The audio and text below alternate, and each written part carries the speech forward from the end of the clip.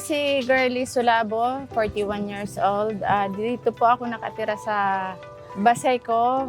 Mga ilang taon na rin kami, matatagal na rin kami na, nangangalakal po ng mga plastic. Sa mga kapitbahay, pag may mga empty bottle sila, yung iba po binibigay na lang sa amin. Tapos pag pupunta po ng school, pag naghatid sundo po sa mga anak ko, pag may nakikita po kaming mga empty bottles, iniipon din po namin, inuuwi namin.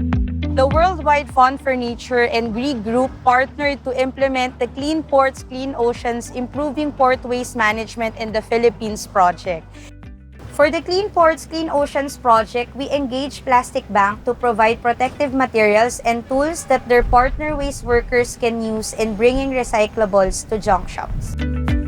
So by empowering the community, not only the recycling or the informal waste sector, but the community as a whole, we are able to influence and educate people on the importance of protecting our environment through various means of recovering waste, recycling waste materials.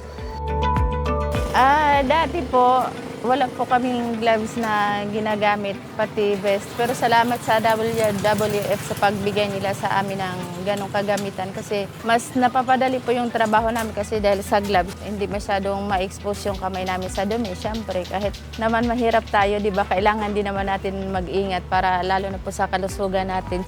Dati po mano-mano po namin nilalagay sa sako at dinadala po kung saan junk shop namin ipapatimbang. Hindi po gaya ngayon na may pushcart na po. Mas madali po at magaan kasi doon na lang po namin nilalagay yung mga kalakal sa pushcart at itutulak na lang po, hindi na po namin binubuhat. Nagbago din po talaga yung pamumuhay namin kasi binibigyan nila kami ng mga kagamitan at hindi lang po sa kagamitan, pati po mga financial assistance. Ang pangarap ko po talaga kahit magkaroon lang po ng maliit na puhunan para din po sa pag-umpisa kahit sa maliit lang po na junk shop po.